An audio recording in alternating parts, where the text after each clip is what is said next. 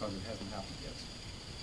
So the situation is more that fracking is, which has been around for about 6 years, as a technology, it's reaching Southeast Ohio. In other words, right now what's happening is that a lot of people from companies are going around, Cunningham Energy and other companies going around trying to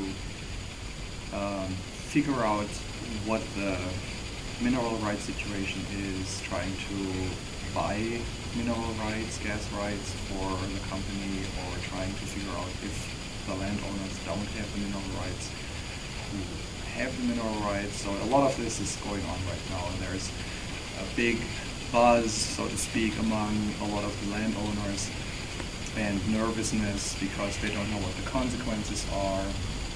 The gas industry, the fracking industry, is going around telling people that this is no different from gas drilling that we have been doing for the past 100 years. In other words, there's sort of a little bit of a lack of information about what fracking really is. They're trying to downplay it and basically portray it as actually a pretty green technology because it's very deep and so you don't notice it and feel it, and gas is better than coal and oil, and has less impact on climate change and things like that. So they focus a lot on the positive side, on the benefits, and tell people that they benefit from it directly by often either getting their own little gas well, which is a common practice. That if you have gas on your property, that company takes the majority of the gas, but you have a little gas well for your own usage. So that's not unusual, and so right now a lot of people are nervous about what to do, what's the right thing to do, and there's not a lot of really good information out there, and people are not sure what to do.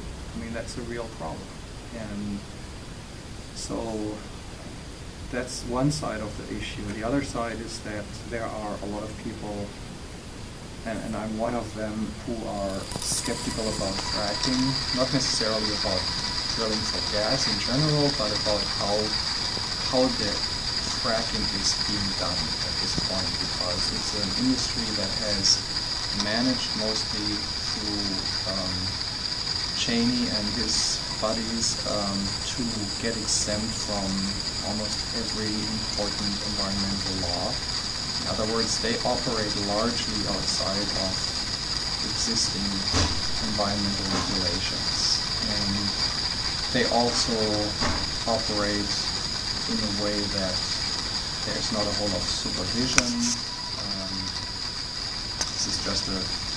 These are simple problems, but they exist. Like there is, for Ohio, for instance, the ODNR, that's the Ohio Department of Natural Resources, has about 30 inspectors that have to oversee currently about 60 to 70,000 wells. So do the math. How many wells are they going to look at? How often do they look at these wells? How much inspection can they really do? So even if we had good regulation and good monitoring laws in place, it would be very difficult to enforce it, just because of the lack of people who can do the footwork. So there are just a lot of problems like that this is an incredibly unregulated industry.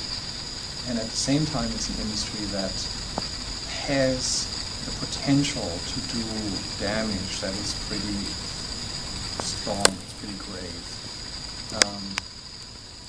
And I think, as I said, I don't think this is a question that should be dealt with on a yes/no basis. It's not reasonable to say fracking should never happen, but it's also not reasonable to say it should happen under every circumstance. It's a question that should go more along the lines of what are reasonable precautionary measures that need to be taken. If there are risks, they need to be explored And then there need to be regulations in place that make sure that these risks don't turn into actual dangers, that they don't turn into hazards, long-term consequences that exist for long-term, and people have to deal with it, and the industry leaves, and people still have to deal with it, because unfortunately that's a pattern that happened with the coal industry in Southeast Ohio and many other places as well, that a very aggressive extraction industry comes, does the extraction, and disappears and leaves the disaster, both in terms of the natural and the social environment behind them.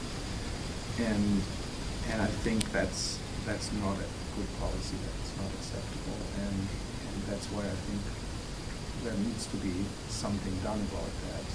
And a lot of it has to do with getting better regulations in place, and maybe also trying to get a moratorium going so that it is not starting right away, but it's put on hold until good regulation is in place.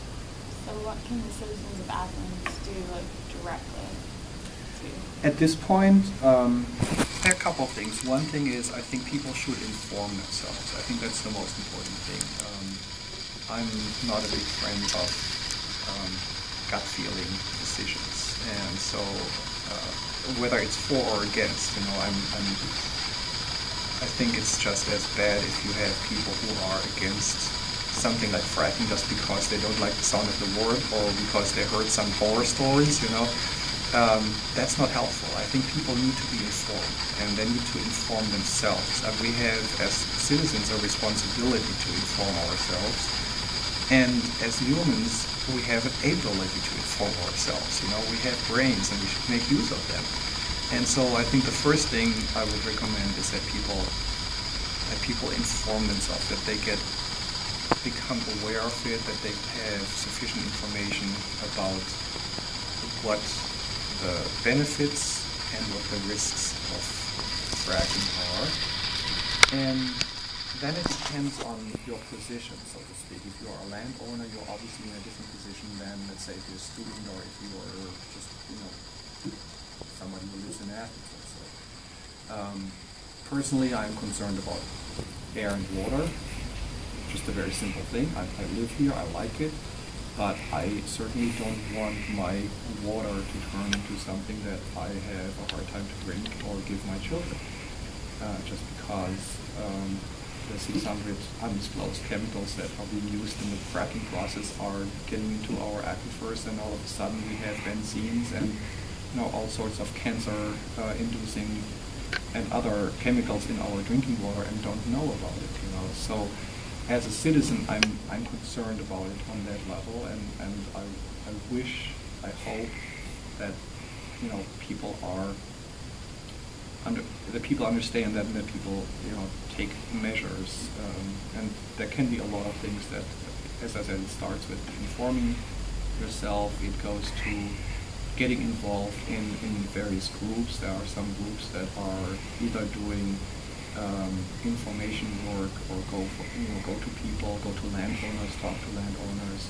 There are groups that try to put pressure on politicians, and currently there are two Senate bills in the Ohio Senate, Senate Bill 212 and 213, that deal with fracking and that request a moratorium, that also request a disclosure of the chemicals, and that request changes to the process.